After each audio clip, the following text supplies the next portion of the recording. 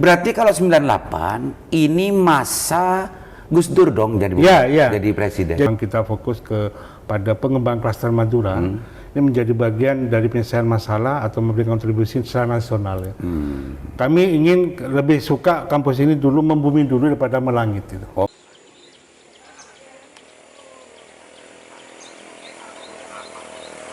Dengan adanya Almira 99 itu sebenarnya masyarakat terselamatkan dari investasi bodong yang berseliweran di tengah-tengah masyarakat.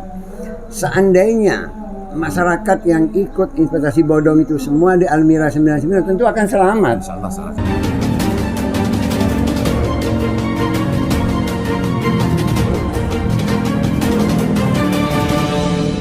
Assalamualaikum warahmatullahi wabarakatuh. Melalui jumpa dengan saya Aliman Haris acara Sana Pemirsa. Hari ini saya ada di ruangannya Pak Rektor, senior saya, sahabat saya, yang sering membimbing saya dulu waktu ke Bangkalan. Dan hari ini sudah diberi amanah 2 periode menjadi rektor UTM, dan kalau tidak salah kalau hitungan hari, hitungan waktu tidak sampai 1 tahun lagi beliau sudah menyelesaikan tugas yang kedua kalinya. Assalamualaikum Pak Rektor. Waalaikumsalam warahmatullahi wabarakatuh Pak Aliman. Gimana kabarnya Pak Rektor? Sibuk Pak Rektor? Baik, alhamdulillah sehat. Biasanya kalau rektor itu kan tidak hanya di sini, di kemana-mana, keliling dunia. Sekarang masih Pak Rektor ya? Kebetulan tidak ada acara Pak Rektor ya? Iya, persiapan nanti puncak Dies. Puncak Dies Natalis ya. 21. Karena waktunya sebentar, saya minta Pak Rektor untuk menceritakan sedikit tentang ceritanya Pak Rektor masuk ke UTM. Kalau dulu kayaknya bukan UTM Pak Rektor ya? Atas Bangkalan, Unibang. Ya. Dulu Unibang. Waktu itu kesannya Pak Rektor dan juga ketika menjabat jadi rektor, dan apa sebetulnya yang sudah dilakukan oleh UTM khususnya setelah Pak Rektor pegang itu selama 2 periode menjelang akhir. Kan Pak Rektor? Ya, terima kasih Mas Aliman, para pemirsa. Ya, terima kasih ya kesempatan diberikan untuk kampus UTM. Jadi memang saya ini masuk di kerja di atas Bangkalan Madura Unibang ini tahun 1988. 1988. Ya, masih swasta. Belum reformasi. Belum reformasi. Tapi yang jelas komitmen kampus Unibang dulu sudah luar biasa ke Madura. Bagaimana di situ pola ilmiah pokoknya sudah pengembangan lahan kering. Dan itu jadi komitmen sampai proses ke negeri juga kita teruskan ya komitmen. Pak Rektor, Pak Sari berarti termasuk bagian dari perintis penegrian. Unibang ya? Ya, alhamdulillah saya menjadi anggota tim penegrian. Jadi memang merasa bagian juga mengikuti proses itu sampai negeri alhamdulillah. Kalau 988 ke 2001 10 tahun menjelang reformasi. Ya, masuk ke sini. 89 ya. Nah itu karena tahun 89 reformasi itu 98 maaf. Itu kan proses pendanaan jadi sedikit terganggu ya, karena dana operasional itu juga dari beberapa Dewan Penyantun, anggota Dewan Penyantun, sehingga itu mempengaruhi juga operasional dan kegiatan atas Bangkalan, sehingga memang cita-cita kita semua masyarakat Madura dan tokoh Madura kan memang harus ada perguruan tinggi negeri di Madura. Ini momentum ya, sehingga ini menjadi bagian yang jadi satu semangat bersama masyarakat Madura. Maka dari itu ya kampus ini harus juga memikirkan bagaimana ikut membantu atau mengembangkan Madura lah istilahnya. Pak Rektor, coba dong gambaran waktu itu prodinya berapa, terus mahasiswa waktu berapa, tenaga guru berapa, kan waktu itu kan beda ada gambarannya dengan hari ini. Waktu itu barangkali masih ingat Pak Rektor? Ya insya Allah masih ingat, karena waktu itu hanya ada 3 fakultas. 3 fakultas. Masing-masing fakultas hanya ada 1 prodi, jadi hanya 3 prodi. 3 prodi. Yaitu fakultas 1 prodi. Jadi kalau kayak pertanian itu hanya ada ya pertanian 1 prodi, fakultas hukum 1 prodi, ekonomi 1 prodi. Dan untuk proses transisi ke perguruan tinggi negeri kan harus ada persyaratan minimal 4 fakultas. Minimal berapa prodi itu yang akhirnya kita memenuhi menyempurnakan persyaratan administrasi. Persyaratan administrasi itu ya. Itu seingat Pak Rektor tahun berapa itu Pak Rektor untuk menjelang kepenegrian itu? Ya proses efektifnya itu hampir 2 tahun ya, sebelum tahun 2001 anggap 89 lah. Proses-proses 98. 98 ya, karena 2001 baru ada SK penegrian bulan Juli. Dan itu memang luar biasa perubahannya, karena memang sebelumnya tadi saya sampaikan ada 3 fakultas, 3 prodi, mahasiswanya mungkin sekitar 250-300-an. Dosennya mungkin di bawah 100 orang. Ya. Artinya saya ingin mengajak gini Pak Rektor, bahwa gambaran orang bahwa yang menjadi melihat UTM Unibang dulu dan sekarang itu seperti ini gitu. Dalam jangka waktu perjalanan hanya 20 tahun Pak Rektor, ini Pak Rektor. Berarti kalau 98 ini masa Gus Dur dong jadi presiden. Jadi memang di kami itu karena kondisi kita ini kan kalau membuat analisis kajian apapun kan harus ada data historis, betul. ada data saat ini, ada data estimasi.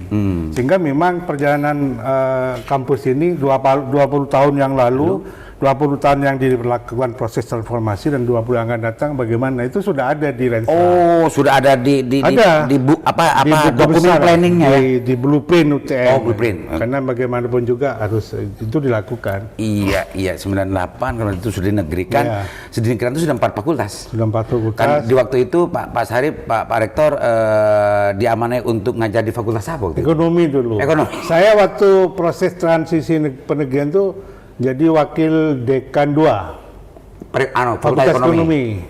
Unibang. Ya. Masih Unibangnya masih Unibang. Sudah ada di dekan ya. Dekanat. Itu pemirsa. Tahun itu berarti 2000 ke 2000. Nah, Pak Rektor sendiri tahun berapa pertama kali menerima amanah sebagai rektor? Ya, saya pertama kali menerima amanah tahun 2014 sampai 2018. Nah, diteruskan periode kedua 2018-2022. Itu menggantikan Pak Iksan ya? Pak Prof. Arifin. Oh, kalau Pak Prof. Iksan transisi negeri pertama beliau. Oh iya. 2 kali periode Prof. Arifin. Nah, setelah itu baru saya. Dan pada saat periode saya pertama itu merupakan satu hal yang luar biasa karena semua pimpinan tahun 2014 itu dari internal semua sudah dari dalam ya. Nah, ini memang tantangannya luar biasa kan. Tidak afiliasi ke fakultas lagi dari luar ya. Kita harus mandiri. Ketika Unibang sudah dinegrikan, yang memegang rektor pertama kali sampai ke Pak Rektor itu berarti hanya 3 rektor ya? 2 rektor, 1 rektor, Pak Arifin 2 periode, Pak Iksan 1 periode. 1 periode. Jadi 3 kali kepemimpinan. 3 kali kepemimpinan meskipun masing-masing itu 2 periode. 2 periode, 1 Pak Iksan 1 periode. Itu pemirsa. Ini kalau kampus, kalau dulu itu kalau apa namanya kalau di pemerintahan dan biasanya kan kalau di kampus biasanya lebih adem. Iya. Sampai dua kali ini justru yang saya lihat dan saya perhatikan di UTM ini tidak sempat ada informasi yang gaduh waktu suksesi Pak Rektor ya. Alhamdulillah. Oke, Pak Rektor, kalau tadi gambarnya kan semacam itu peralihan dari rektor-rektor sebelum ke sekarang, posisi yang sekarang yang sudah dimulai oleh Pak Rektor untuk pengembangan UTM kan beda banget antara sekarang dan dulu gitu, dengan dulu situasi yang kayak dulu itu kan sangat sederhana sekali gitu ya. Nah, hari ini itu yang dicanangkan Pak Rektor menjelang akhir ini apa saja biar nanti ini menjadi pijakan baru lagi kepada yang mau menjabat rektor selanjutnya Pak Rektor. Ya, yang jelas karena memang sudah ada blueprint universitas ya jangka panjang itu sampai 2030 itu tentunya kan sudah ada pijakan ya. Sudah kita buat pijakan landasan substansi apa yang akan dilakukan, bagaimana yang ini usia ke-21 itu UTM itu harus menjadi perguruan tinggi mandiri yang bisa memberikan kontribusi dan kesejahteraan bagi masyarakat, bangsa dan negara. Jadi Itu saja, sehingga kan pengembangannya harus pengembangan yang bisa menjadikan implementasi dari kegiatan di Jalma itu langsung menyelesaikan masalah gitu. Oke, Pak Rektor, sebelum terakhir Pak Rektor, kalau dulu kan hanya 200-an mahasiswa tuh, biar ada semacam perbandingan taksonomi. Hari ini sebetulnya mahasiswa UTM ini tahun 2000 dengan mahasiswa baru ini hampir 24.000 dari 23 provinsi. Kalau dulu hanya 200 250 ya. Dengan tiga fakultas. Sekarang berapa fakultas? 7 fakultas. 36 prodi. 36 prodi. Ya, kurang lebih 24.000 mahasiswa dari 23 provinsi. Pendidikan kita 20 tahun ini kan? Ya. 20 tahun, dan Pak Sarip menjadi bagian dari sejarah itu semua sejak awal, Pak Sarip. Insyaallah. Oke. Harapan dan anunya kepada UTM dan yang akan melanjutkan UTM ke depan, Pak Sarip. Ya, saya berharap ya tentunya UTM sudah punya perencanaan jangka panjang, tinggal meneruskan, tinggal meningkatkan bagaimana kualitas pelayanan, kualitas kegiatan di dalamnya, dan menjadi menara air lah. Kampus harus menjadi menara air, menjadi kampus yang bisa memberikan manfaat gitu ya. Amin. Sederhana sebenarnya. Dan saya yakin lah UTM ini ke depan dengan inovasi-inovasi yang memang kita fokus pada pengembangan klaster Madura, ini menjadi bagian dari penyelesaian masalah atau memberikan kontribusi secara nasional ya.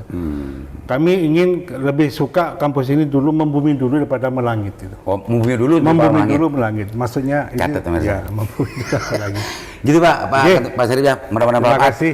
Sekilas pandang tentang masa cerita UTM, karena ini menjelang berakhirnya amanah yang diberikan kepada Pak Sarip sebagai rektor UTM 2 periode. Kalau tidak salah kurang 2 bulanan, Pak. Ya, bulan Desember lah saya. Desember ini 2022. Akan datang, berarti 3 bulanan akan berakhir, dan hari ini sebetulnya proses seleksi sudah dimulai. Sudah. Mudah-mudahan ini menginspirasi kepada yang melanjutkan dari estafet dari perjalanan kepemimpinan dan perjalanan UTM, dan tidak lagi melenceng dari blueprint yang sudah ditetapkan gitu ya. Dan yang lebih penting adalah mudah-mudahan ini lebih maksimal lagi manfaat terhadap masyarakat Madura. Assalamualaikum warahmatullahi wabarakatuh. Waalaikumsalam warahmatullahi wabarakatuh.